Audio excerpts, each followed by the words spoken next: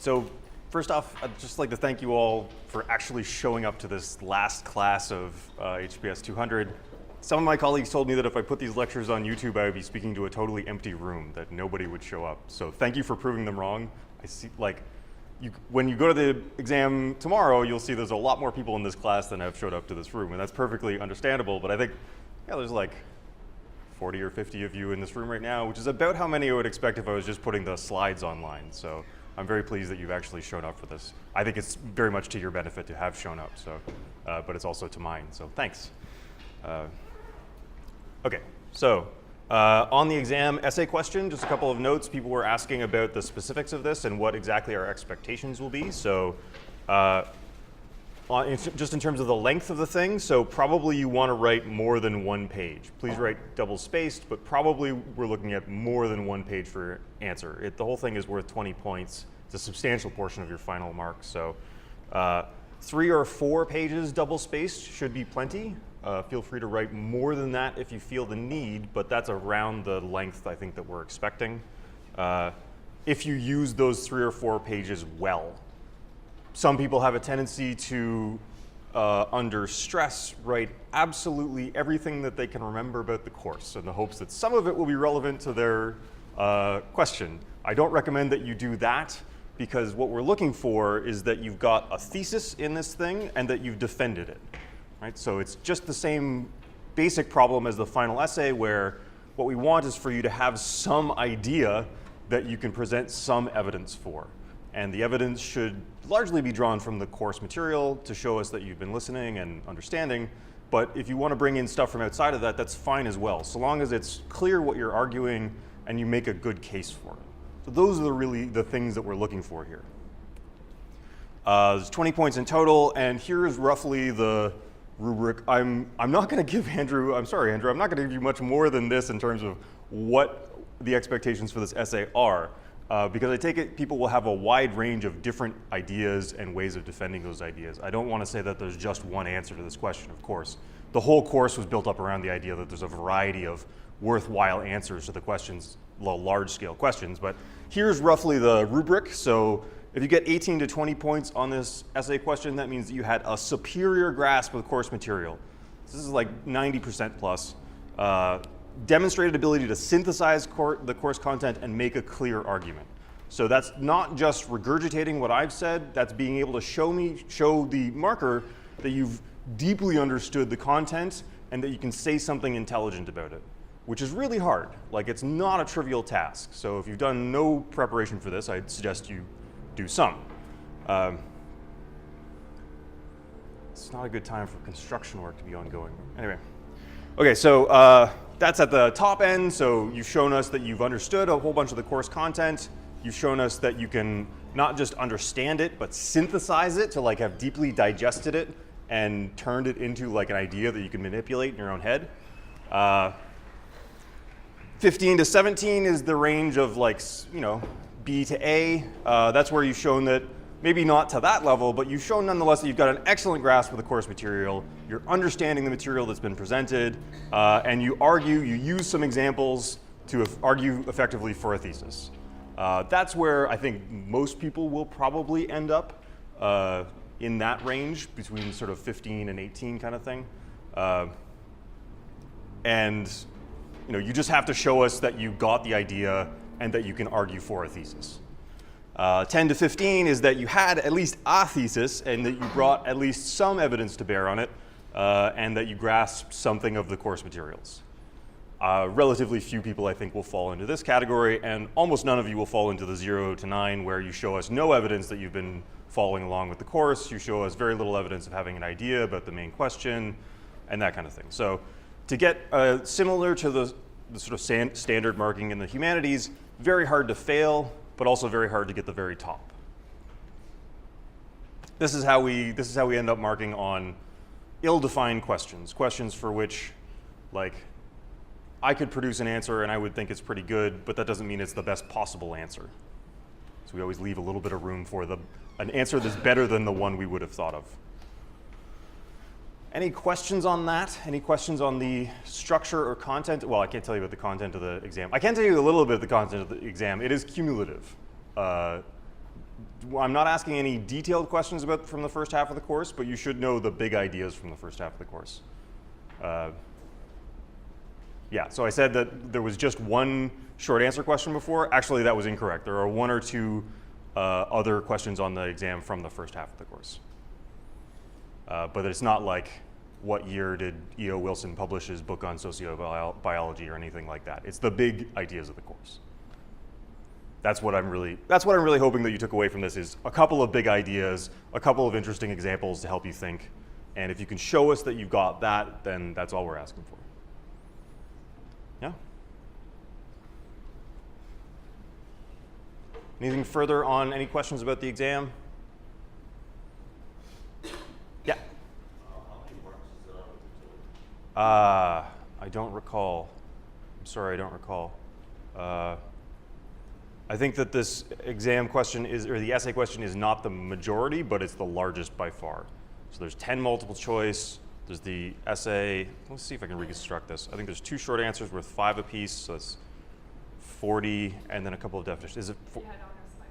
Okay, good, thank you. So it was 40 in total? Okay, thank you very much. She's listening better than I am. Okay, so 40 in total. So this is the essay is about half of your exam mark. Any questions about the final essay, which is due at midnight tonight, I believe? We are not picky about citation styles. We are picky about having citations. There should be more than none. Perfectly fine to cite the lectures, and you don't really have to do anything fancy. You just sort of like lecture August, whatever, or July, whatever. On plagiarism, any string of more than 4 or 5 words that you did not originate yourself must be in quotation marks. If you didn't write that 4 or 5 words and you don't put quotation marks around it, that is plagiarism. Furthermore, only put quotation marks around things that are exact quotes from some source. Don't put quotation marks around your own paraphrases. I don't know if that's plagiarism. That's just bad practice. You're attributing something to an author that they didn't say. I don't know if there's even a word for that. And anything that you take from a source should be cited somehow, unless it's extremely common knowledge. Like unless you could confidently say that if you asked 5 people on the street, they'd all know it, then you need a source for it. Okay? Anything further on that stuff? Okay, good. So, oh, sorry, yes, question up here. No, don't bother putting them into the bibliography if you don't feel like it. Yeah. That's really annoying. The sound is really annoying. Yeah. No, from the readings, you'll want to do a proper citation. So you do an in-text citation that says like Longino, 1999, and a page number. Please include page numbers, and then put that in your bibliography. And any citation style is fine. If you don't know what a citation style is, just Google it. So I saw this hand first. Hang on. Sorry, for case studies, do we use examples from the lectures, case studies, or do we have to use Oh, no, absolutely you can use examples from the lecture. The whole essay on that case study, or is it preferably just... Oh, no, that's fine. So it's perfectly fine to base your whole essay around the case study that we did in class. However, if the only information is what I presented in class, it's not going to be in-depth enough. I didn't cover any case in class deeply enough for a 2,500 word essay to be based around it. So but if your whole case study is just something I talked about in class, that's perfectly fine. There's no problem with that. Yeah? You said you can use reputable sites, right? As long as governmental newspapers and pretty legit. Legit websites. Legit websites. And I'm sorry for how vague that is, but yeah. Like edu, gov, org, something like that, right? Yeah, those will all be, so if it says edu or .gov, those are really good websites. Somebody asked me if they can use a Science magazine. So there's a Science is an extremely prestigious journal where people publish science and they have an online magazine. That's totally fine. Nature magazine is similar. It's like they don't let stuff in there that hasn't been at least carefully checked by somebody. And that's really what we want, some kind of checking process. Wikipedia is a perfectly good place to look for information, to start your information search. There's nothing wrong with Wikipedia as a place to begin, but almost every page has citations at the end, right? So if there's a controversial claim, They tell you what the citation is. Just cite that, and that's fine, right? Just citing Wikipedia is a bad look in general. I wouldn't recommend it. But almost always there's a citation on the Wikipedia page, and then you cite that thing, and then you have a proper citation. Yeah? Is there a reading associated for today's lecture? There is not. There is not. There is no required reading for today. I can put some material on if you like, but I did not find anything that I was satisfied with. So there's no required reading, which means there's nothing from the reading that will be on the exam. So, yeah. Yeah. Is it okay if you put like Paris said and a quotation and then put the page number in the citation? Yeah, that's perfect. Yeah. Yeah. So Harris said, quotation marks, quotation, and then parenthetical, Harris, date, page number. Yeah? Okay. Page numbers are necessary because if you make some outrageous claim, we want to be able to check whether the source, and attribute it to a source, we want to be able to check whether the source says what you say it does. So if you just give me a book, I'm not going to, like, we don't want to have to read the whole book to check whether it says what you said it does, right? Where the point of these citations is so that we can easily check that the source does in fact say what you said it does. And if you say something that sounds really implausible to the marker, they're going to want to check. So we need a way, a fairly straightforward way to check whether the source says what you says it says, and therefore we need page numbers. Unless, of course, you're on a website, in which case there's no page numbers, so you just cite the page. And if you're unclear on citation styles, any of the major citation styles are fine. Just Google citation styles, and it'll give you a nice format. Yeah. Could you arrange if it's not just one quote? Yes, that would be just fine. Yeah. So if you're paraphrasing and it's spread across several pages, you can say page 47 to 52 or something like that. That's just fine. Yeah. In the bibliography. Oh, in the bibliography. So okay, so the page number goes in the in-text citation, right? So you say the author, the date, and then the page number in parentheses. And in the bibliography, you just cite the thing, like whatever you're citing. Any journal article has this style of citation. So if you look at any of the journal articles that I've posted in this course, that's the kind of citation style we're looking for. Sometimes they're not as rigorous about page numbers, but I would like you to be.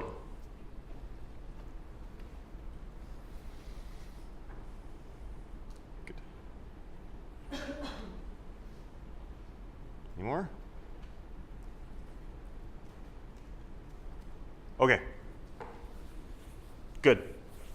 Let's talk about biology and free will. So we're taking a little bit of a left turn here at the very end. We're not really we were talking a lot about human nature in the last couple of lectures. We're going to talk a little bit about human nature now, but currently the idea is to explore one possible consequence for science and values, which is that science tells us that morality is just a bunch of nonsense. So recall Kant's law that says the sphere of things that you ought to do is entirely contained within the sphere of things that you can do. Now, one of the things that people have commonly taken science to show is that the sphere of things that you can do is a point. There's just one thing that you can do, and that's the thing that you were absolutely determined to do. So this is the idea of determinism. It's the idea that for any given set of initial conditions, there can be only one outcome. Right? So people argue about whether our universe is deterministic or not, but lots of people think that what science has shown over the last couple of hundred years is that we live in a deterministic universe. So if you knew the set of all facts about the world at a time, and you had infinite computational power, you would be able to tell where the universe would be at any time in the future. And in fact, you could go backwards and tell where it was in the past, because there's only one, well, maybe not, but definitely the future. So determinism is just this idea that for any given set of precisely specified initial conditions, there can be only one outcome. And if that's the case, then the sphere of things that you can do, given the exact details of your physiology and environment, is a point. There's just one thing that you can do, exactly what you did do. And therefore, the sphere of things that you ought to do is exactly and only whatever you happen to have done. Whatever biology and physics and the world around you has determined that you should do. So this is an argument that's commonly held to show that what science has shown is that moral judgments, the whole reason you care about the structure of the things that you ought to do is that there's a bunch of things that you might ought to do, right? There should be options, and your job is to figure out amongst them which one you should choose. So you're trying to stay inside the sphere of things that you ought to do and not wander out into the sphere of things that you could just possibly do. But if the sphere of things that you can possibly do is just one thing, then the moral question evaporates. How should we live? Well, however your genes programmed you to live, dummy. That's it. That's the end of the moral question. So today, this is the dialectic. This is the thing that we're going to investigate. And the question is, does this hold up? Does this argument actually show us that moral questions are all bunk and nonsense and not worth asking because physics is just deterministic? Sorry. Yeah. So if there's no sense in which we could have done other than we did, then the things you can do is just a point. So here's Dilbert explaining it perfectly. I took this from a Dan Dennett lecture, but so here's Dilbert explaining the dialectic in as clear a form as I've ever seen it in 8 panels. So Dogbert asks, do you think the chemistry of the brain controls what people do? Dilbert says, of course. Then how can we blame people for their actions? Well, because people have free will to do as they choose. So you're saying free will is not part of the brain? Of course it is, but it's the part of the brain that's out there just being kind of free.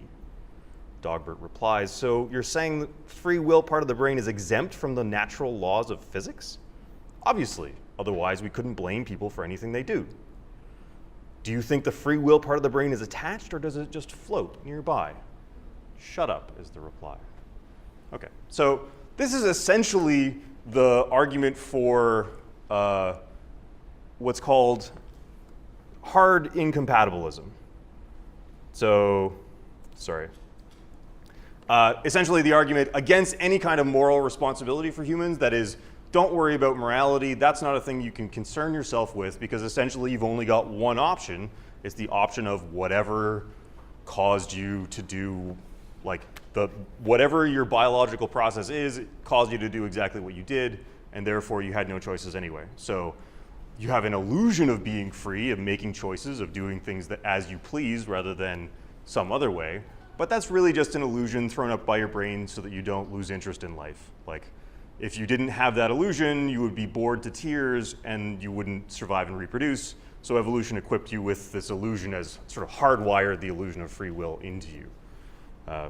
That's the belief. And it's taken by Dilbert et al., or a bunch of philosophers as well, that if it's shown that we are determined in that way, then there's no meaningful sense of freedom that could connect with our moral questions. So the real question is, do we have freedom of a type that makes us responsible for some or all of our actions? And sort of a follow-on to that, does it make sense to reward or punish people for what they do? People tend to focus on the reward part of this. I put up the graduation thing. This is they focus on the punishment. Like, so does it make sense to punish people for doing bad? Like, if your childhood made it so that you couldn't help but be a serial killer, does it make sense to punish you for being a serial killer? Maybe we want to segregate you from society, but punishment sort of ceases to make sense if they had no choice. But very rarely do people explore the other side of this, that it doesn't make any sense to reward people. So if your childhood was such that you had no choice but to make it into U of T and do well here and then go get a job, then why should we reward you for that? You had no choice. Right? People should just have exactly equal treatment because everybody's just, running out their biological program. Or are we, of course, is the question. So the free will debate is about whether we have freedom, morally relevant freedom. Do we have freedom in a sense that makes it make sense to punish and reward people for their behavior? That's the crux of the question. And I want you to keep this in mind because this debate gets weird, right? This debate gets very odd because if you ask 10 people, they're going to give you 10 different definitions of free will. Everyone's got a slightly different version of this, and people argue really hard about it without ever getting clear on what they mean. So this is our kind of anchor in the debate. This is the anchor that keeps us locked into what matters here. It's, do we have the kind of free will that gives us morally relevant freedom? the freedom that matters in terms of judging whether somebody's doing right or wrong, whether it makes sense to punish or praise people. Okay? So that's the sense of free will that we're kind of after here.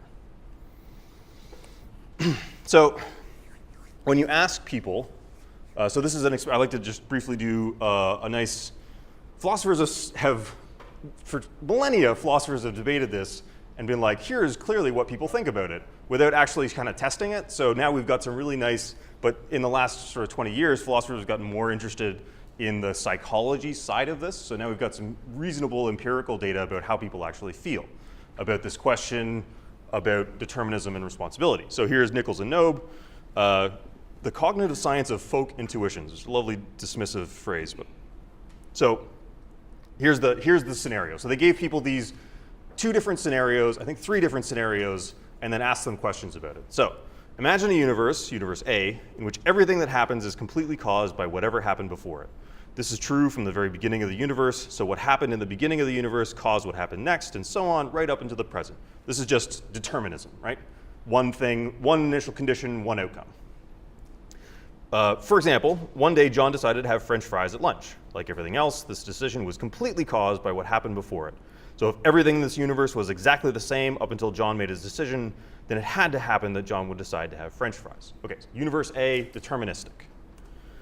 Now imagine universe B, in which almost everything that happens is completely caused by whatever happened before it. Almost everything.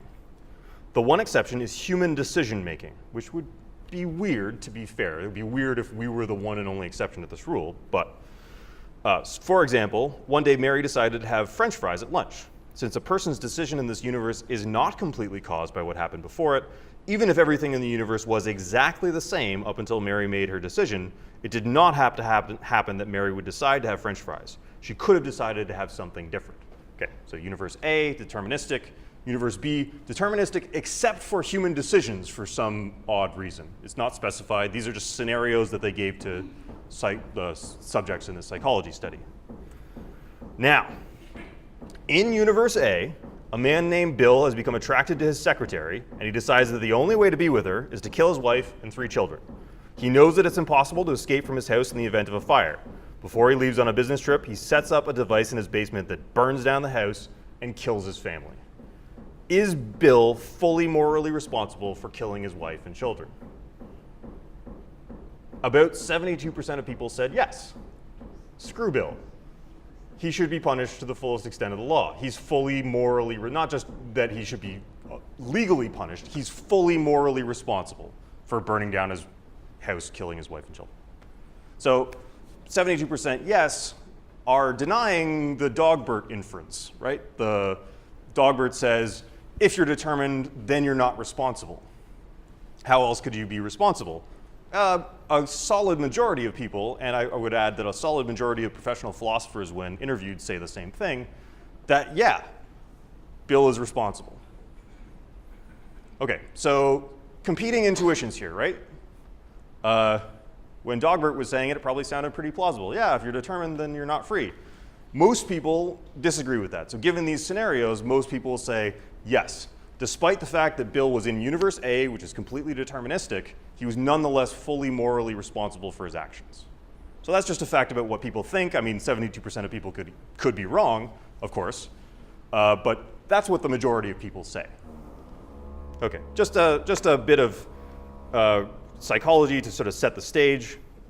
So here, I take it, is the basic structure. So this is much brighter than all of the other ones, but sorry. Here is the basic structure of the free will debate. So here's 4 positions that you could take. And what I just showed you was what's called compatibilism. So you could either believe that physical determinism is true, our universe is like universe A, or you could believe that physical determinism is false. That could be like universe B, where only human decisions are undetermined, or it could be much broader indeterminism that like physical processes don't have just one possible outcome. So given a set of initial conditions, it could be the case that lots of outcomes are still possible. Okay, so that's the whether you believe determinism is true axis, and then this is the do you think free will is possible axis, right? So if you believe that physical determinism is true and therefore free will is impossible, you're what's called a hard determinist. Right? Or this whole side is what's called incompatible, or no, actually all three of these are incompatibilist. So you're a hard determinist.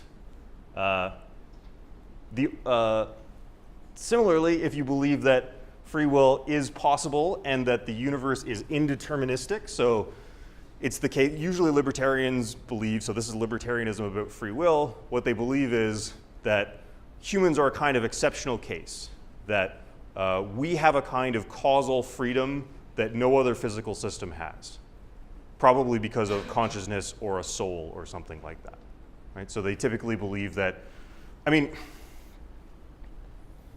this is what Catholics believe, I take it, that the physical material universe is determined except for us because we have souls, and souls inject a kind of extra causality into the world. So your brain is doing all kinds of cognitive stuff, and then your soul, Descartes thought it was in the pineal gland, sort of like jabs at your brain whenever you're making a freely willed decision. Right? So that's when you have the experience of having a free will or a free volition, what that is usually some extra material, mental, soul stuff or consciousness or something like that that's causing your brain to do something other than what it would have done if you didn't have a soul. So hard determinism, libertarianism, and compatibilism is the thing that I just suggested to you, the psych studies said the majority of people accepted. So compatibilism is the view that not only is free will possible, but it's possible despite the fact that determinism is true, right? So these guys believe that, and this is the majority of philosophers and the majority of the people in that study I just showed you, believe that even if the world is physically determined, that is, there's only one outcome for any one given set of initial conditions. So if you knew exactly the state of the universe at the Big Bang, you could have predicted that we would end up here in this classroom having this exact conversation. Nonetheless, compatibilists believe we have free will of a sort that's morally relevant. If there's something that you could call free will that's enough to blame people for their failures and to praise them for their successes. Right? That's compatibilism. This hard incompatibilism one doesn't get talked about that much. This is sort of the most pessimistic one as far as I'm concerned.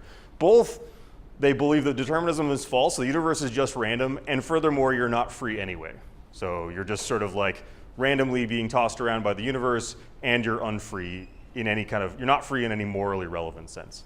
I think that very few people, as far as I can tell, accept this one. But probably what you'd like to have is some kind of like, because we don't actually know whether determinism is true or false, right? This is an ongoing debate. And the thing people usually cite is quantum mechanics. Be like, no, quantum mechanics shows that the universe is indeterministic. It's just random.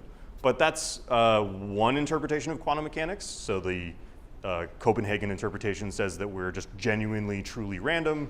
But there are other interpretations, like the Bohmian interpretation, on which you get proper determinism out of quantum mechanics. Like the Schrodinger equation is deterministic. So there's reasonable interpretations of quantum mechanics on which the universe is actually deterministic. So we don't actually know which of those is true. People tend to cluster into hard determinism, libertarianism, and compatibilism, I would say. Okay, so that's the basic, is that fairly clear, the basic structure of the debate? You could either believe that we are free or unfree. You can either believe that we're determined or undetermined. Yeah? Okay. So I'd like to make the case that being undetermined isn't really a good strategy for trying to secure your free will. Because take, for example, the atomists, the ancient Greek atomists, who said that we're free because our atoms sometimes swerve randomly. So the atomists believe that the world is mostly void and it's made up of these particulate indivisible atoms, and that mostly those atoms follow predetermined trajectories. But sometimes, for no reason at all, they go whoop, and they make a left turn just for no reason. And for them, this was the argument against hard determinism. This is the argument that we're free because they were not determined because we have this kind of like randomness built into our physical constitution. But most people don't find that very satisfying, especially if the question is morally relevant free will. Right? If the question is, are we free in a way that it makes sense to praise and punish, just having some randomness in the system doesn't seem to get you very far. Like, well, I randomly swerved into being a serial killer rather than a saint. It's not a really good basis for praise or blame, as far as most people can tell, right? So I don't hold up very much hope for indeterminism at a kind of quantum level or any kind of like base physical non-determination being a good basis for morally relevant free will. It might tell you that there's not just one outcome for one initial condition, but it doesn't tell you that, for example, we can control the outcome. Right? There's no sense in which that ends up with, and therefore you can decide what happens. This really horrible confusion happens on quantum mechanics in this. Again, like people think that they combine two bits of quantum mechanics, which is that sometimes outcomes are unpredictable. You can only tell statistically where they're going to get. And then part of the Copenhagen interpretation, which is that your observations affect the experiment. And they conclude that therefore you can control the universe with your mind, which is, if it's not obvious why that's a really terrible idea, I won't sort of belabor the point, but that's a really terrible idea and it makes no sense. Read up on quantum mechanics if it's not obvious why that doesn't make sense. If you haven't read up on quantum mechanics, please don't employ it in philosophy debates. Okay, all right, so indeterminism, probably not a great basis for morally relevant free will. All right, here's another argument. Here's the kind of naive argument for free will, and this is one that comes up regularly in informal discussions, and I think it implicitly structures a lot of the more formal discussions, but it goes like this. So I know I'm free because I can feel myself acting in ways that are not caused by my environment, right? So it's taken to be a kind of evidence from the first person argument, right? I can tell, and very similarly, people argue for consciousness on this basis. I can tell that I'm free. I can feel myself being free, right? Like, I just raised my hand. I decided to do that, and I can feel it. Therefore, I must be free. And however you interpret the science or the philosophy has to be compatible with my interpretation of my own, my lived world, right? Okay, so I'd like to suggest to you that that's not a really good argument, and there's some good science to show us why. So here is science sort of defeating, I take it, that argument. And these are very famous experiments, Libet's experiments. So what they found was, so what they had in this setup, the experimental setup was like this. They had this EEG thing on people, so they're measuring what they're actually measuring is the brain activity or the electrical activity on their scalp, but that's used as a way of measuring the internal brain activity. And then they had them just say, okay, what you're gonna do is sit there and then at some time when you feel spontaneously that you want to, click a button. And then you'll report when you decided to click the button. So there's like a timer, I think there's a timer going or some way of measuring time. And then whenever you spontaneously click the button, you tell us what time it was that you decided to click. And then what they can do is compare when your self-reported moment of volition to when brain activity started building up in the motor cortex. So there's parts that we've isolated which parts of the brain are involved with spontaneous movements, and you can measure when electrical activity begins to build up in those areas and compare that to what people reported about their freely willed volition. And what they found was freely voluntary acts are preceded by a specific electrical change in the brain that begins about half a second before the act. So human subjects became aware of their intention to act 350 to 400 milliseconds after the thing starts, but 200 milliseconds before the motor act. So the volitional process is therefore initiated unconsciously. Okay, so the short version of that is people didn't know when brain activity started building up. People had this experience of acting freely, but their brain had started to ramp up unconsciously to this act before they were aware of it. Yeah? Does it ask people to report it kind of highly questionable? It is. So the question is, isn't asking people's self-reports questionable? And yeah, maybe it is. Maybe it is. So there's another experiment that doesn't have that feature. So in 1 second, we'll look at an experiment that does not have that error. But just for 1 second, let's consider for a second what this is supposed to show. People have interpreted this quite variously. Some people say this is scientific proof that free will is impossible, because what you thought was a conscious, freely, like what you thought was free will is what happens in my consciousness, right? I can tell that it exists because it's an event in my conscious awareness. That's what free will is, and it's the science's job to figure that out. But what this shows is that your so-called free volition actually had an unconscious basis, right? So it comes from somewhere other than, it begins somewhere other than your conscious volition. Okay. So that to me seems like strong evidence that we cannot say that our conscious experience of will is an uncaused phenomenon, right? So you have this conscious experience of making choices and doing things, but this seems to me to be actually fairly solid evidence against the view that that's uncaused, right? That your volitions have no causal antecedents whatsoever. They just come out of nowhere, and maybe they're injected by your soul. This seems to me reasonable scientific evidence, or at least a piece of evidence against that thesis. So if you want a not bad piece of evidence that could bear on an ancient philosophical question, this seems to me an okay one.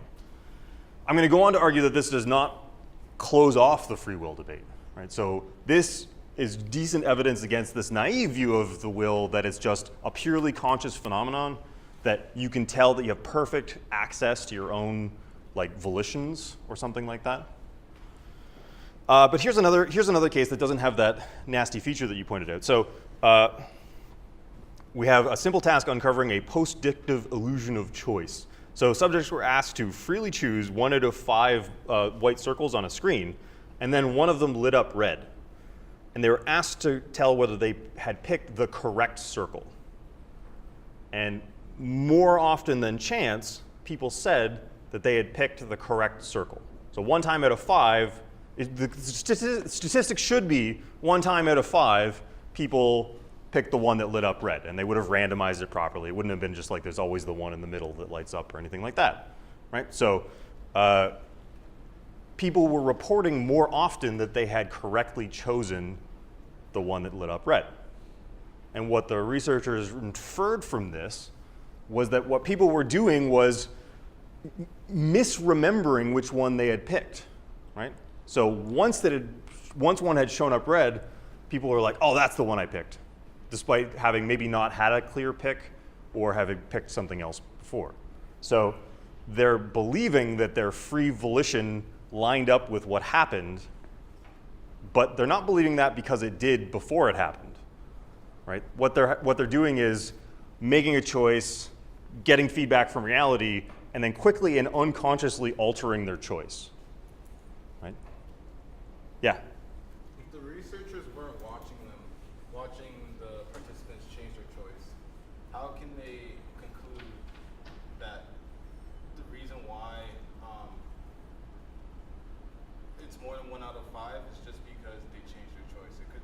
It's completely likely, it's completely possible that 40% of the time they actually get it right instead of 20% of the time. So, just because the statistic says it's 1 out of 5 doesn't mean in reality it's going to be a 1 out of 5. If I flip a coin 100 times, it doesn't mean it's going to land 50 times on heads and 50 times on tails. It can land 70 times on heads and 70 times on tails. That doesn't mean sure, but the more trials you do, the less likely that becomes. But so if you it do, doesn't completely rule that out. no, it certainly does not completely rule that out. It's possible that just by weird coincidence, they happen to get it much more than 1 out of 5. But the more trials that you do, and this is the kind of thing where you could do hundreds or thousands of trials. So if you flip a coin 1,000 times and it comes up heads 60% of the time, that's an unfair coin. That's an extremely strong statistical evidence that that coin is not fair, right?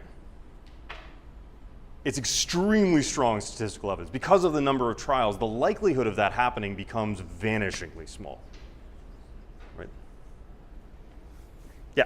How many trials were carried out? I'm sorry, I don't know how many trials were carried out. But this is, because the trials would be incredibly cheap and easy to do, I imagine they used a lot of trials. But, I mean, so this is an a priori possibility. Maybe they only did 5 trials, and the person got it right twice, and therefore they concluded that it was right. But given how cheap and easy the trials would be to do, just show a white circles and then a red circle, they would have done far more than strictly necessary to show statistical significance.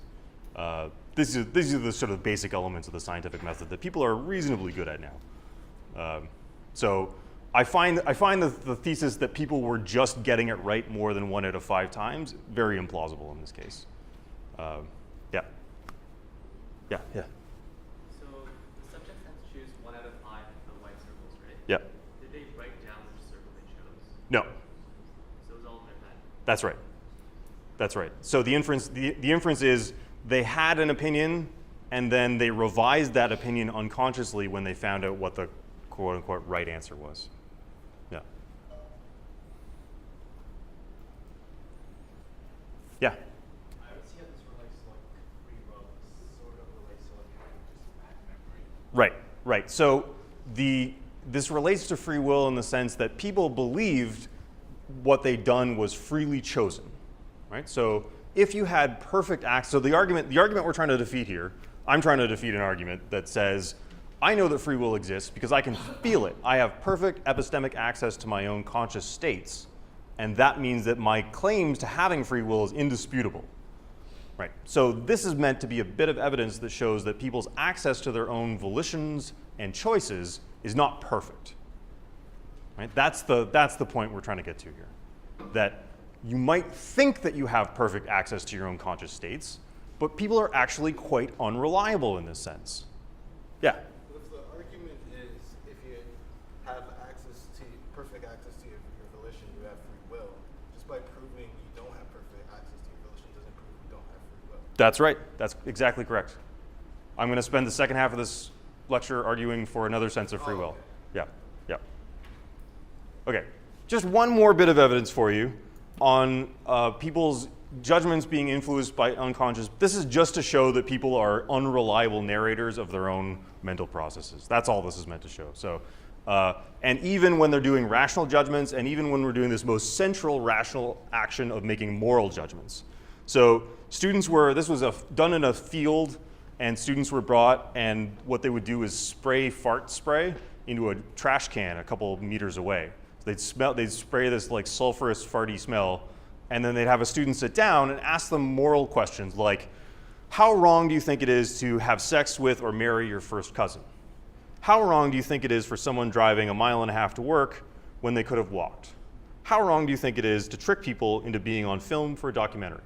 Right, so they asked them, they had 3 conditions, I believe. They had the no fart smell condition, they had the moderate fart smell, and they had the strong fart smell condition. And they found that the stronger the fart smell, the harsher the moral judgments people made.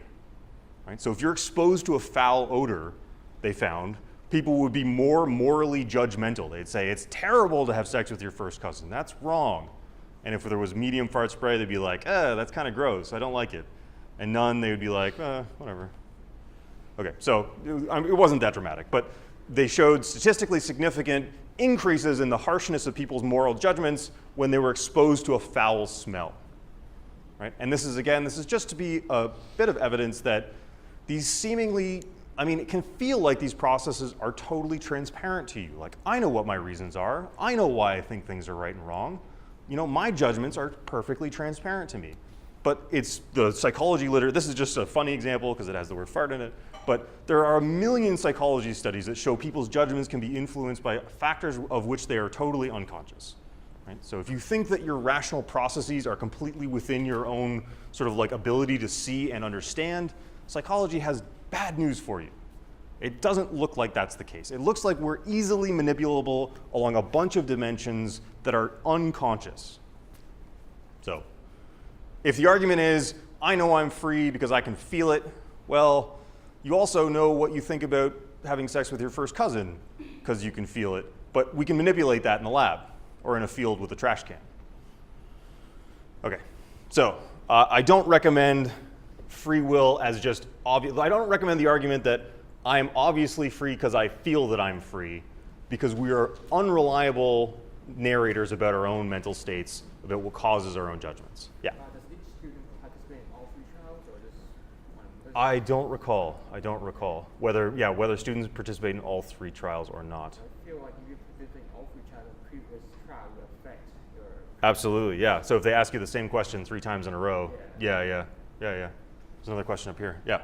The argument that we feel free, therefore we are free. I don't think it's that bad because let's say we weren't free. Yeah. There would be no reason to feel free, right? You could just be a zombie doing whatever you want.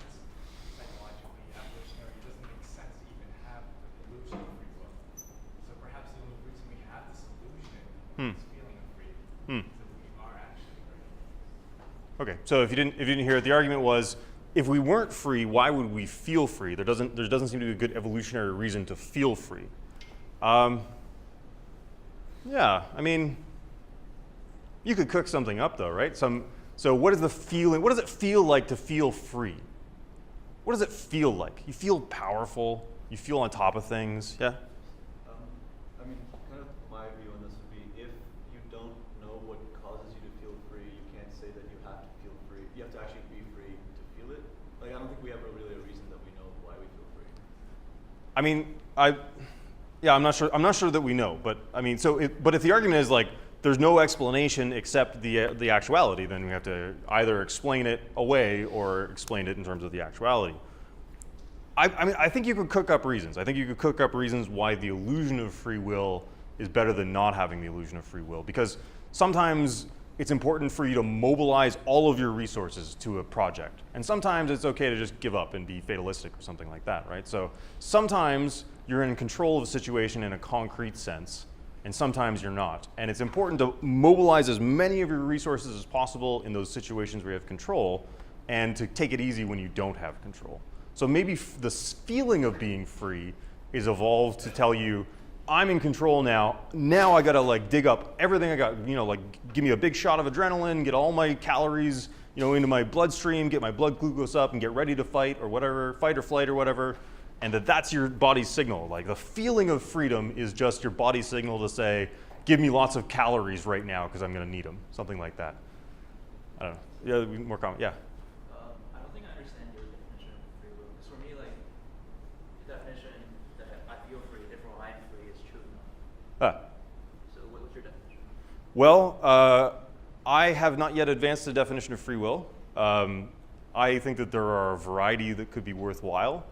And we'll get into that shortly. We'll get into what do you mean by free will shortly. Or do we do it right now?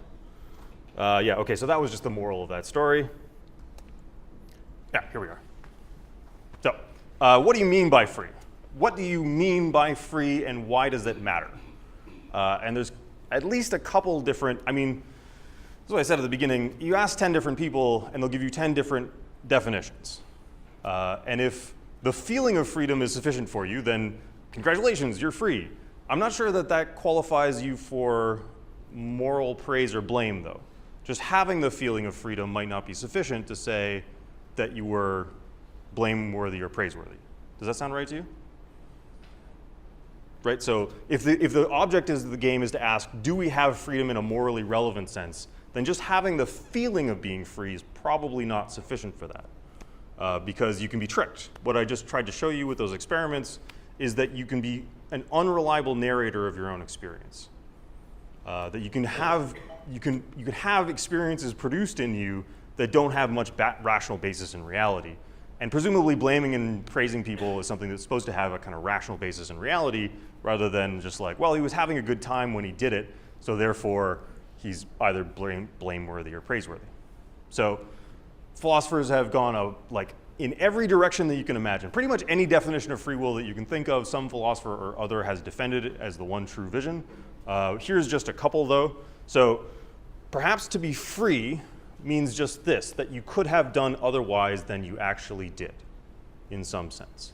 That you could have done otherwise. It's usually at least put as a condition on free will, that if you can't have done anything but what you did do, you weren't free in the morally relevant sense. Or perhaps it could mean, so here's another way of talking about it, and these might be related. that it means your actions could have their source in you. That is, you are the causal source of your actions. That's really easy to defend that if you believe in a non-material soul. So for Catholics, this sort of like agent causation stuff is pretty much the go-to version of free will. And what it means is that, you know, whoever you really are is the causal source of your actions. And sometimes they make this really strong to say that it has to be the ultimate source of your actions. So there's nothing before you, whatever you are, that caused you to do whatever you did. Okay, so there's at least two versions. So in the second half of this lecture, basically what we're going to do is look at one and then the other of these proposals, or at least one version of one and then the other of these proposals. Again, this is a literature that goes back thousands of years and is enormous. So there's no hope of covering all of it. I'm just going to try to give you a couple of somewhat interesting takes on it. So first, we're going to investigate what it means.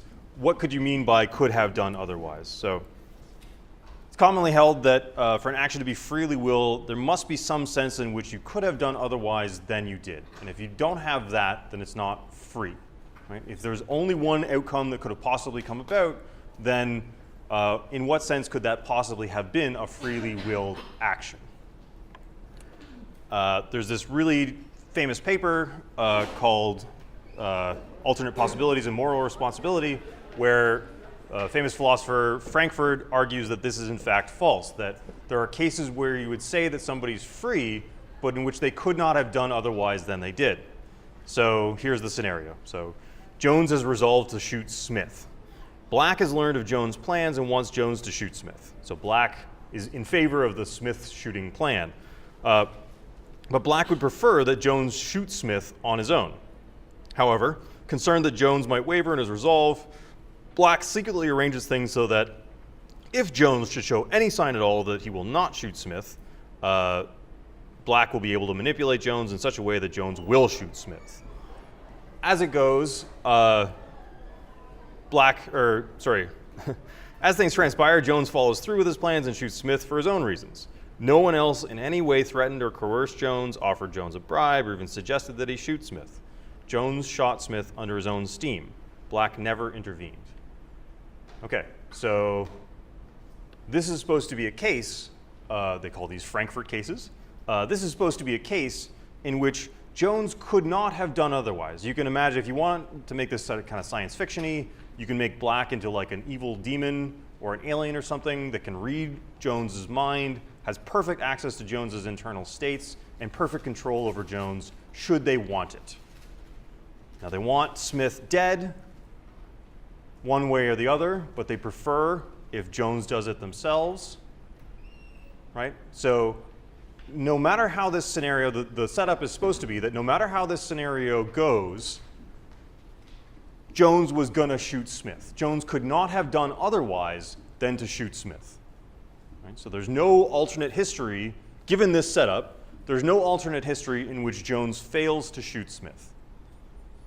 However, nobody messed with Jones in the actual way it plays out, or the actual hypothetical way that it plays out. Nobody messed with Jones. Nobody controlled his mind. Nobody, influenced him in any untoward way. So Jones, under his own steam, shoots Smith. And therefore, he did it freely, despite the fact that there was no alternate possibility. That's what this is at least supposed to show you. So you can delete Black from this story, right? So if you delete Black from this story, imagine that there's no evil demon gonna shape things in another way. You'd say, well, Jones just shot Smith. That's just, that's, if anything's free, that was free. The addition of Black as a kind of alternate hypothetical doesn't seem to make Jones more or less free with respect to this action, does it? Okay, so this is supposed to be Frankfurt's argument that actually having done otherwise is not that relevant to determining whether something is freely willed in the morally relevant sense. That's supposed to be the takeaway. What seems to be relevant in this case is that it was Jones who did the deciding, that Jones who did the planning, That Jones was the one with the motivation and the beliefs that led him to commit murder. Right? That's what seems to be the relevant thing here, not the fact that there was somebody hanging in the wings ready to take over in case Jones sort of wimped out. Right? So in this case, Frankfurt's argument is, look, don't worry about whether you could have done otherwise. Worry about what were the source of the actions. Who was the origin of these behaviors? That's what makes something free or not free. Or at least it's supposed to be a defeater for the idea that if you couldn't have done otherwise, then you're not free. Right? Because it seems to be that if you delete black or include black, you haven't changed. It doesn't seem like that should change whether Jones's actions were freely willed, given that they didn't interfere. Right? So either there's an evil demon hiding and doing nothing, or there isn't an evil demon hiding or doing nothing. Either way, in this scenario, Jones goes ahead and kills Smith. Yeah? Okay, so this is, again, people responded to this in every way that you can think of. This is not like, hey, that's the end of this. This is written in 1969. So there's a huge literature arguing for this, arguing against it. Just a little something to keep in mind when you're thinking about the relevance of whether you could have done otherwise. Yeah? Yeah? Interesting question. Yeah. So like, if Jones decided, oh man, I'm not going to do this. This is wrong, or something, or it's like the weather's not right, or something like that, and then Black did come in and take over, then at least my intuitions suggest that's no longer free. Like if there's an evil demon controlling your brain, that doesn't sound very free to me, right? So suppose Jones decides resolutely, like, okay, this is nuts. You know, Smith is just an annoying person at my office. I have no real reason to kill them. I'm going to go home. I'm not going to kill Jones. I'm going to live a good life. I'm going to sell my gun. And they start packing up, and then the demon comes in and goes, no, you're going to kill him, and he kills him. To my intuition, at least, that means it's no longer Jones's responsibility that he shot Smith, right? Like, he decided, as far as his morals and reason could let him decide, like that he was not going to do this thing, and then something totally outside of his control and understanding stepped in and made him do it. And if something is totally outside your understanding and control forces you to do something, I think most people would say, well, that's not free. That's not free will anymore. Like, the debate is humongous, though, so yeah. Yeah? Well, you're considering like Black a supernatural being. Sure. What if Black's just a person? He has free will because he didn't have to force Jones. He just took away Jones' free will. Sure. So in the original story, Black is like a secret agent or something, or like has a microchip in Jones' brain. It's not a supernatural agent. Black's free will is not sort of at issue here. I know, but like, just because Black took away Jones's free will doesn't mean Jones doesn't have free will in other situations. It's just Black took it away. Yeah, that's right. That's the argument being made here. Yeah, that in fact Jones, because in this scenario, in the scenario up on the screen, Black does not intervene. Jones shoots Smith, and what Frankfurt wants you to take away from that is, even though Jones could not have done otherwise, because in the condition that he decided to do otherwise, Black steps in. Nonetheless, Jones was acting freely. Oh, so you're just arguing against that condition. Could have been otherwise. That's right. So the point of Frankfurt's argument is to show you that to require that somebody could have done otherwise in order to be free doesn't really make sense. Because here, in either there's a Black, the condition where Black is an evil demon and can take over Jones's mind, or the condition where there's no such being, Jones does the same thing one way or the other, and presumably is therefore exactly as responsible for his behaviors one way or the other. Yeah? But if he chooses not to shoot Yeah. Smith, Yeah. Black kind of forces him to do it. Yeah. Doesn't that kind of tell that he had the free will and he decided not to shoot him, but just circumstances kind of forced him into that situation? That sounds right to me. So that's the way my intuition goes, to say, if Jones decides not to kill Jones decides not to kill Smith, and then is forced to, then doing so is not a matter of his free will. I think that's what Frankfurt wants you to think too. So like, it's not that Jones never had free will. It's that only in the case where something comes and takes over your mind does he lose. Does that make? It's only in that case that it makes a moral difference in this case, right? So like in the case where Jones shoots Smith of his own volition and nobody interferes, then they're like, that's his fault. You know, we should punish him for that. Whereas in the case where Black comes over and takes over his mind, you're like, well, it happens as, you know, everybody gets taken over by a demon once in a while. It just happens. It's not your fault, right? If you get taken over by a demon, whatever you do is not your fault, is the intuition. Okay. So, but in case where Black does nothing, he hasn't become more or less morally responsible. That's the point of this example, right? He doesn't become more or less morally responsible whether Black exists or not. So the possibility of having done otherwise is not what makes him morally responsible or not. Okay. It's something about whether it comes from Jones, right? It's Jones's dispositions that make a difference here to whether he's blameworthy or not. Okay. So here's a more modern one that was from the late 60s. Here's a guy who's been arguing recently, Dan Dennett, who argues that we're responsible for things that come about because of our competencies. Right? So if you want to know whether somebody's responsible for something, ask about their competencies, the things that they're able to do. And you do not test for competencies by asking what would have happened under the exact same circumstances. So this is the question about could you have done otherwise? And what Dennett wants to say is, you know, okay, so given determinism, given absolute determinism, of course you can't have done otherwise. Given determinism and the entire state of the past universe, only one thing can happen. That's by definition. So if that's what you mean by free will, given exactly the state of the universe in the past, could I have done something other than what I did, and you believe in determinism, then you should give up on free will. That's just end of story, right? Like, you can tell that, hopefully the words I just said to you are sufficient to convince you of that. Determinism means one beginning, one outcome. If what you mean by free will, and by free will I mean I could have done otherwise given the entire state of the universe, then you don't have free will, if determinism is true. That's a very, you know, it looks to me like a real tight argument. There's no getting around that argument. So what Dennett says in response, and Dennett is a compatibilist, so what he believes is that determinism is compatible with morally relevant freedom. And what he says is, considering what you would have done given the complete past state of the universe is not the right sort of contrast class to consider, right? You don't want to consider, like, what would I have done under exactly atom for atom the same conditions. That's not how you test whether somebody's competent, and Dennett's worried about moral competence, right? So you only punish people and praise them when you believe that they're morally competent. Right? If an evil demon has taken over your mind, you're no longer morally competent. And then the question is, who do we let into the morally competent club? Right? He thinks of this as kind of like a social category of like people who can be considered responsible for their behaviors.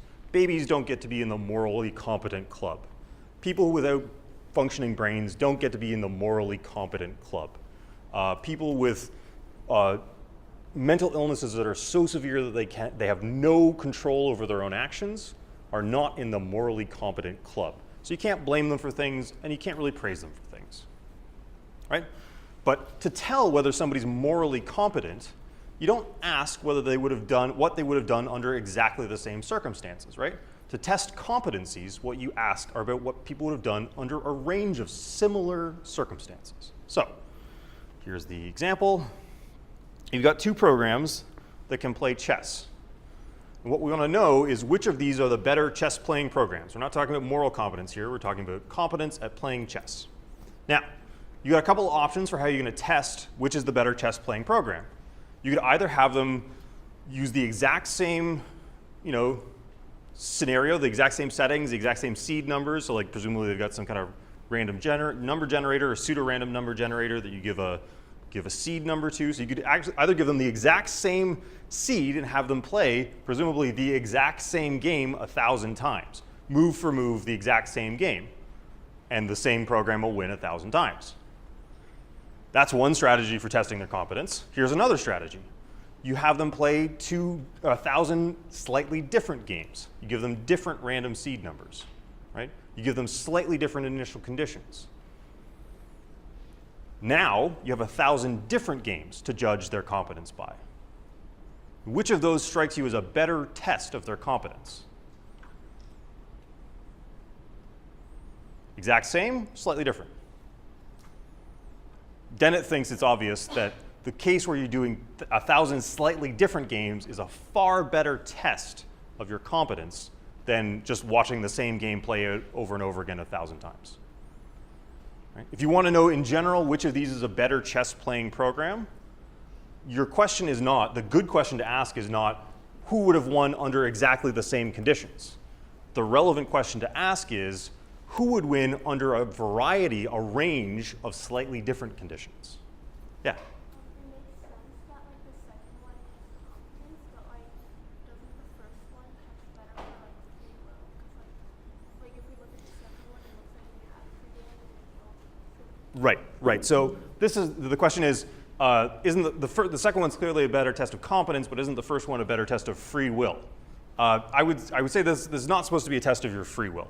So like, I would say that no chess program has free will. They're just programmed. They're mechanical programs with very little range of possibilities. Given initial conditions, the assumption is that there's exactly and only one thing they can do. They're not moral agents in any sense either. Like they're not making moral decisions. They're incapable of growth or any of the things that any of the things that you would make you want to hold one of your friends responsible for their behaviors fails to obtain in the chess program. So this is definitely not a test of free will. This is just asking about the conditions under which we test various competences. And then Dennett says the competence relevant to free will is moral competence. So under what conditions, so is this person or is this animal or organism or whatever morally competent in that they are susceptible to moral reasons, in that they are responsive to moral requirements, in that they are making reasonable moral judgments. So that's the kind of competence that he has in mind, not chess playing competence. Yeah?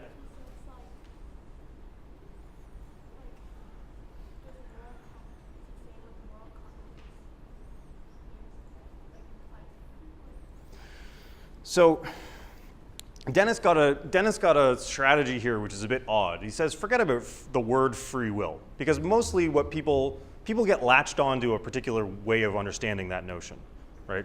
They get latched onto the idea that it's a kind of absolute freedom. It's a freedom from any cause or conditions whatsoever. So people get really hung up on the word free will. What Dennett suggests is that, forget about that. Let's just ask whether we could be morally responsible for our behavior in a world where determinism is true. So forget the free will part of it. Just ask, can you hold people responsible for their actions supposing that determinism is true? And what he says is, yes, you can hold people responsible and you should hold people responsible if they are morally competent, right? If they are morally competent agents. And there's a wide range of differences about when we consider somebody morally competent. He uses the example of driver's license. So when you give somebody a driver's license, what you're saying is, you are a competent driver. If you mess this up, we're going to punish you. If you don't, we're not, right? And people differ on when you're allowed to get a driver's license. Some places it's 15, some places it's 18. But having that driver's license is your membership into the competent drivers club, from which you can be kicked out if you screw up badly enough, but you're in the club. So the question for Dennett is, what needs to be the case for somebody to be in the morally competent agents club, essentially? And what he thinks is that the way you test that is not to ask, would this person have made the right decision under exactly these circumstances, like atom for atom, exactly the same? The way that you test moral competence is actually to look at how people act under a range of circumstances. That's what this is meant to show. Good. Yeah?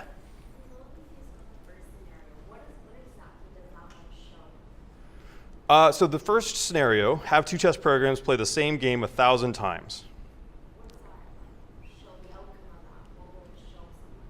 Well, it'll show you exactly what happens in that one scenario. So what's supposed to show something here is the contrast between these two, right? So the difference between testing a chess program under exactly the same conditions versus testing under a range of conditions. That's what's supposed to be illuminating here, not just the one case. Yeah? So in the case where you're doing the exact same game 1,000 times, you're not gaining any new information about the competence of these programs. I guess that's what it's supposed to show, right? So if you play the same game over and over and over again at exactly the same settings, under exactly the same conditions, you're not getting any new information about the competence of these two programs. It could be that that specific initial condition just happened to let the weaker program win. So probably it's the case that a crappy $2 chess program could beat a really fancy chess program if they had exactly the right conditions. Like there's one tiny sliver of conditions under which the worst program could beat the generally better one. And if it happens to be that, then 1,000 times over and over again, the weaker program is going to beat the stronger. But what you don't want to know whether there exists one case where the weaker could beat the stronger. You want to know under a range of cases who wins. That's how you test whether which program is the more competent chess playing program. So again, the question is not for Dennett, you get to be in the moral agents club just in case under a range of conditions you would have made a morally competent decision. And that's the conditions under which he thinks it makes sense to blame and praise people for their behavior. So again, this is coming back to the question of could you have done otherwise? Given the exact specification of the whole universe back to the Big Bang, and supposing determinism is true, then no, you could not have done otherwise than you did. But that's not the relevant question for determining whether you should be in the moral agents club. The relevant question is, given slightly different circumstances, given a range of different circumstances, maybe even given a wide range of circumstances, would you have made morally competent decisions? Excuse me. Okay. Again, people love this, people hate this. This has not convinced a whole lot of, if you're committed to the idea that free will means absolute freedom, this will not satisfy you. There's no question in my mind. I pitch this to people all the time. They're like, nah, that's not freedom. That's not what I mean by freedom. I mean, could I have done otherwise given the exact state of the universe? So it very much depends on what you mean by freedom here. But this is Dennett's take on it. So people are responsible for decisions to the degree that they're outcomes of rationally competent decision-making processes. Right? So you're responsible if you are okay at reasoning, you got relevant information. I can make you unfree just by depriving you of information. If you're locked in a room for your whole life and I spoon feed you only the information that I want, you're not going to come out of that as a morally competent agent. You need access to a wide range of information. You need to be not severely punished for doing the wrong thing. If you take one step out of line and they chop off a limb, then you're not morally free in the relevant sense. So there has to be a whole bunch of things in place for you to be a morally competent, to be in the moral agents club. But that your status as a moral agent is not dependent on what you would have done under exactly the same circumstances. It's a fact about your competence, and competences are best tested by looking at what would happen under a range of circumstances. So if your life had been a little bit different, would you have still, if your moral goodness hangs on such a thin thread that any little thing going wrong in your life would have sent you off to be a sociopath, then you're not a good person, right? If your moral goodness hangs on everything going right every single moment of your entire life, and furthermore, you happen to have had such a lucky life, I've had an extremely lucky life. Almost everything has gone right in my life, practically the whole time.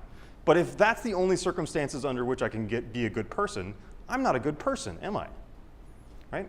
It's the robustness of your moral competency against a range of circumstances that qualifies you as a member of the Moral Agents Club. That's Dennett's claim. Okay, so this is the question. The things that you can do sphere, what does that mean, can do? This is the question that Dennett wants us to think hard about. So does that mean that things that you can do given the exact state of the entire universe?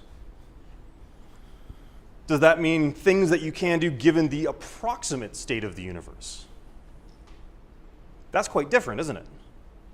Right? So if a few atoms, given what we know about the sort of sensitivity to initial conditions, a few atoms different, a year before I was born, could have made many of the parts of my life quite different.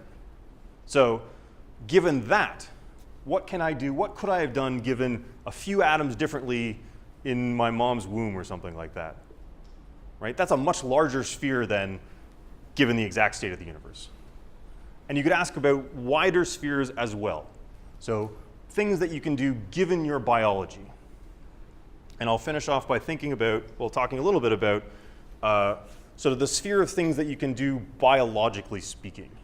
My thesis was all about possibilities. So I think one of the errors that people make when they're thinking about possibilities is to only think about like the widest possible sphere, like the physical possibilities or something like that. I'd like to suggest to you that one of the spheres that you should be interested in is the sphere of things that are biologically afforded to you. So one thing that you might worry about is whether our biology is a source of hard constraints on behavior, and so our competence itself is not up to us. Right? So this was the worry that we talked about a little bit before, which was, look, if all my behavior is just the outcome of a genetic program that I was born with and can't do anything about, in what sense am I free? Like, if everything that I do is just me acting out the program of my genes, that doesn't sound very free to me, right? But fortunately, here's a place where science can tell us a little bit about ourselves, and that can at least tell us that we're not in a point-like situation. The things that you can do is not point-like, at least. So in the 20th century, it became common to think of our DNA as a kind of computer program or a blueprint for our bodies. Now, this was 20th century biology, and it was sort of pre-human genome biology. And I would also say it was pre-information age biology, because is there any computer programmers in the room? Like, can anybody tell me what 30,000 lines of code will get you? Like, how complex a program can you write in 30,000 lines of code? Could you do MS Paint in 30,000 lines? Maybe? Yeah? What about Office, Microsoft Office? Probably not Office. Okay, so we're somewhere between MS Paint and MS Office at 30,000 lines, approximately speaking. It depends what language you're writing in, of course, and if you're a high-level language, you get more to your 30,000 lines than a low-level language. But like, these are not complex lines of code, right? These are like, there's 4 letters in a well, there's billions of these, but sort of like a line of code in this case is just a protein, right? So there's 30,000 genes in our genome. We used to think it was like 100,000. We're pretty great, right? Must be at least 100,000. There's about 30,000 coding genes in our genome, which is about 30,000 different types of proteins that you can make. Actually, the number of proteins you can make is much larger than that, but set that aside. Okay, so 30,000 lines of code does not get you very far in terms of complexity. Right? This was one of the shocking facts that we came to when we were trying to understand our relationship with our own DNA. If you think that everything that you do is programmed by your DNA, well, that means that you're less complex than Microsoft Office. And I strongly suspect that you are all more complex than that. Okay, so this way of thinking about our relationship with our own DNA broke down when we started to get into the details of how it actually works. The current thinking is something more like this. Dennis Noble has this really great metaphor that says DNA is more like a musical instrument with 30,000 keys than a program with 30,000 lines of code. Okay, so it is not the case that your DNA is simply runs end-to-end, all the genes are transcribed. So there's a difference between the cells in your skin and the cells in your liver and the cells in your eyeballs and the cells in your spleen. And what those differences, all those cells have the same DNA. It's the same DNA in all your cells, except I think red blood cells have just a fragment or something like that. But mostly all your cells have the same DNA, but some of them are making skin, some of them are making organs, and so on. The difference is in the patterns of activation. So what we learned in the late 20th, early 21st century is that DNA doesn't just get read start to finish. It has very many different patterns of activity, just like this is a pipe organ. You can play many different tunes on a given instrument. right? Many different patterns of activation are many different songs that you could play on a pipe organ. And the fact is that your genes don't just sort of sit there transcribing proteins, right? They can either be turned on or off and turned up or down.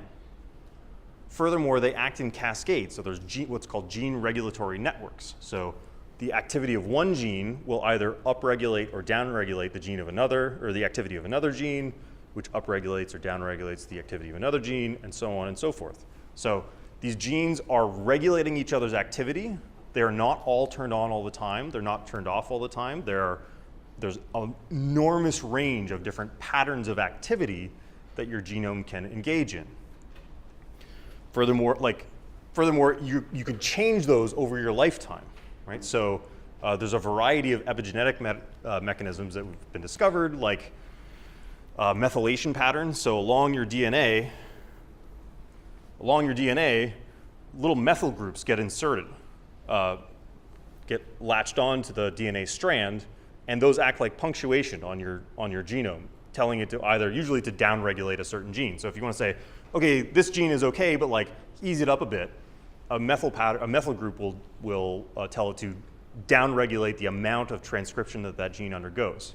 Furthermore, there's histones that are like things that the DNA gets wrapped around, and the DNA can either be like tightly packed, in which case it doesn't get transcribed, or opened up, in which case it does get transcribed. Yeah? So then if we were to assume genetic determinism, would that kind of negate use of biologists in making decisions then? Well, I think it's one sense in which, so genetic determinism is one sense in which it's possible that we could not have done otherwise than we did. And I think that's the kind of evolutionary psychology line where they say, look, your behavior is just programmed by your genes, right? Evolution shaped the way you are, and genes just tell you how to act. So you're not really free. You're not free because you're just acting out your genetic program. But everything that we've learned about genetics in the 21st century suggests that the program metaphor is just profoundly misleading. It's profoundly misleading. It's much, much more like your genes, your cells have this really great tool that they can use to do all kinds of different things, which is your DNA. Your DNA is this really nice, it's like a pipe organ that your cells play, and they play your DNA according to the environment that you find yourself in. So you've got this vast array of different responses that your biology can mount to a given environment, given your DNA. So Lewontin says, DNA is not destiny. Right? So for the last couple 100,000 years, your DNA has been shaped by natural selection. That is true as far as I can tell. But that does not say, so you've been playing a tune using your DNA that's shaped by your environment. But if your environment changes, you can change the tune. This is what biology has been coming to. It's not the case that you're stuck playing just one song. Just because your DNA is a relatively fixed feature of you, like if you reproduce, you'll pass on essentially your DNA to the next generation. You're not going to change it much. But you can change the tune that it's playing. This is something that changes over your lifetime. So this is what's called phenotypic plasticity.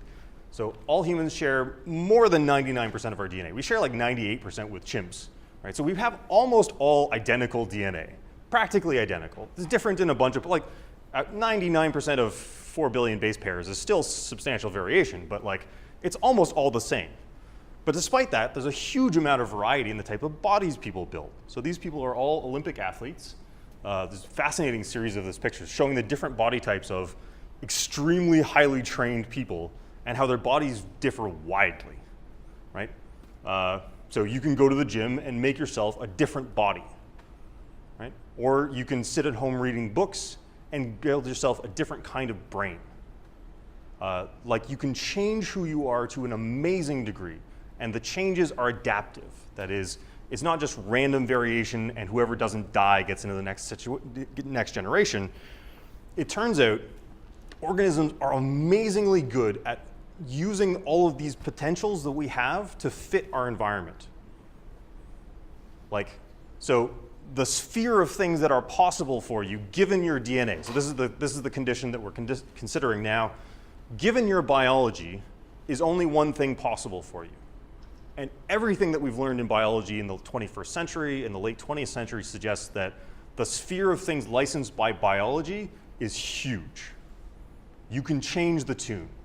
And as we, like this should be obvious to all of us. Like, none of your ancestors before 1,000 years ago learned calculus.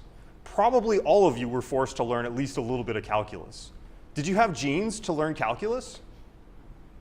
Like, where is the gene for that? Natural selection didn't give it to you, right? There was no natural selection on the capacity for calculus, or literacy for that matter.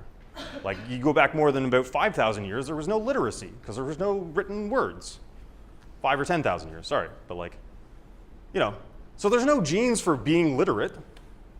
This is a thing that your body had a nice organ, your DNA, that's got a bunch of different keys on it, and your environment said, here's something I need you to do. Look at squiggles on a page and turn them into sounds in your head and understand the world via that route. And your body said, all right, I can do that. No problem. What else you want? I'd also like you to learn how to skateboard and use Twitter. Okay, no sweat. Like, these are not capacities that were built in by natural selection, and you can tell that because there was no selection for them, right? So if the question is, given your biology, could you have done differently? The answer is yes. Yes, because biology is not a fixed program. Our biology is not a fixed program. It is an amazingly adaptive and plastic set of capacities. And humans are the best at this, specifically cognitively. So we're pretty good at making our bodies according to our specifications. Like, I made all my own parts. Do you like them? I made them myself. My muscles are about as strong as they need to be to grip the things that I try to grip. My tendons are about strong enough to make sure that, you know, my joints hold together given my muscles. I also made my own mind, and all of you did as well. So compare crows and chickens. Crows are born incredibly dependent on their parents. They're useless for about 2 years, can't feed themselves, right? Chickens are good to go. A couple of months, they're fully mature.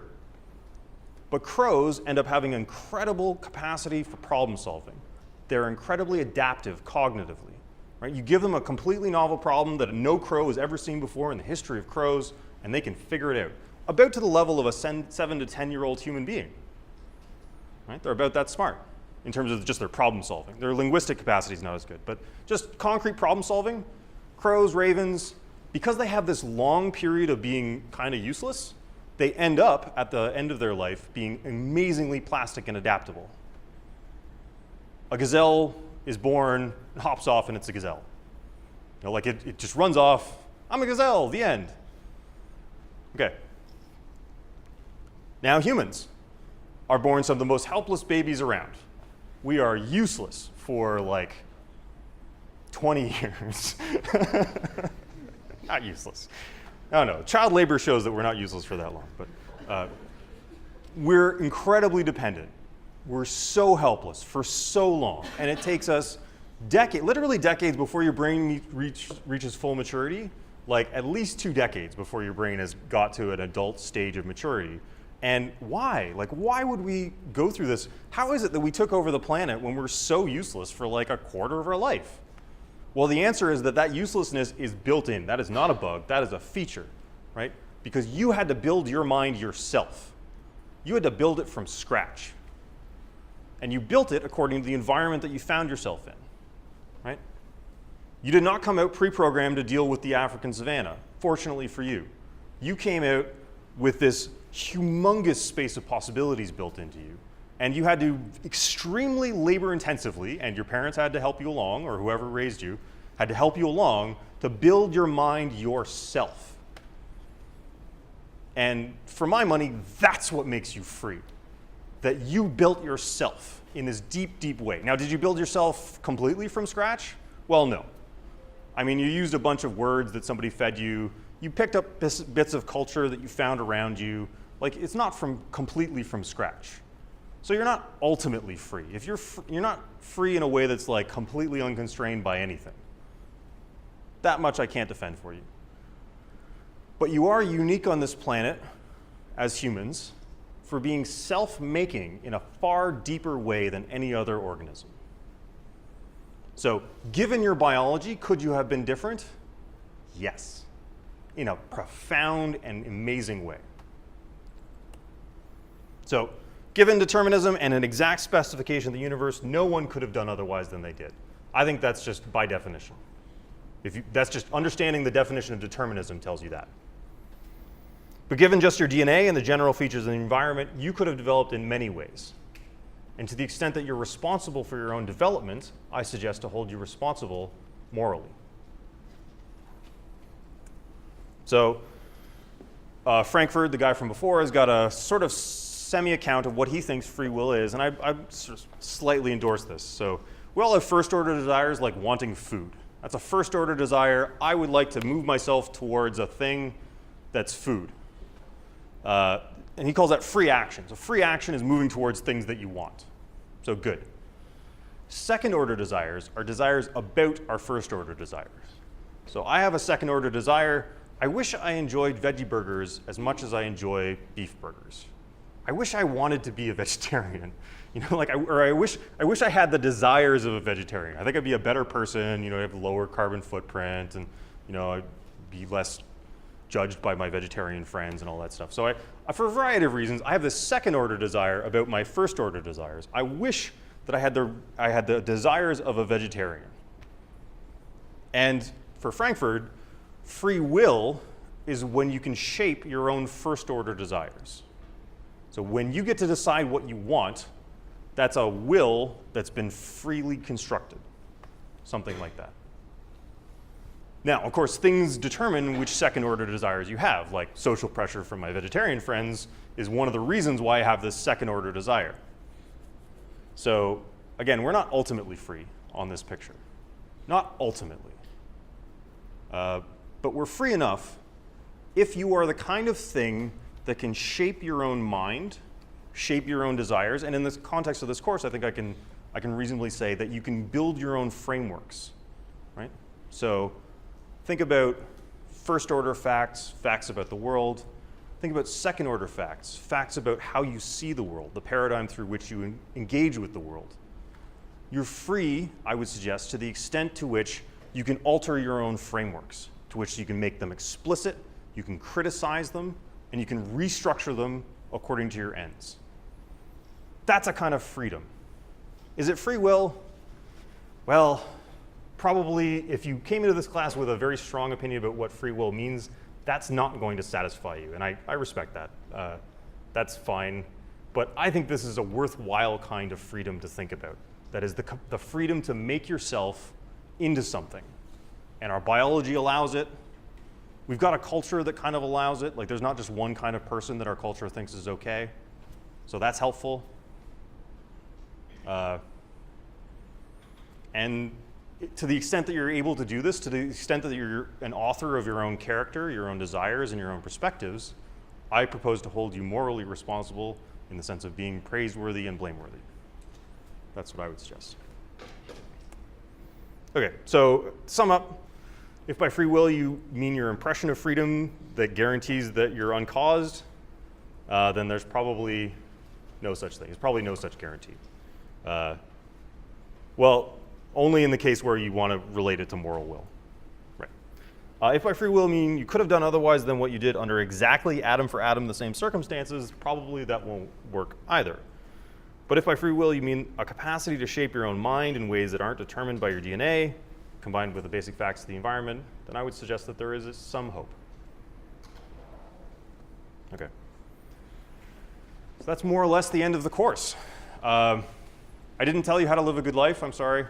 I'd suggest that you should try to get some free will for yourself. I would recommend that, but that's just my personal recommendation. And I hope to show you that there's at least some interaction here between science and values, that there's an interesting interaction about which you could take many different perspectives. Okay, thanks very much. Thanks. It's been a great honor talking to you guys. Thanks.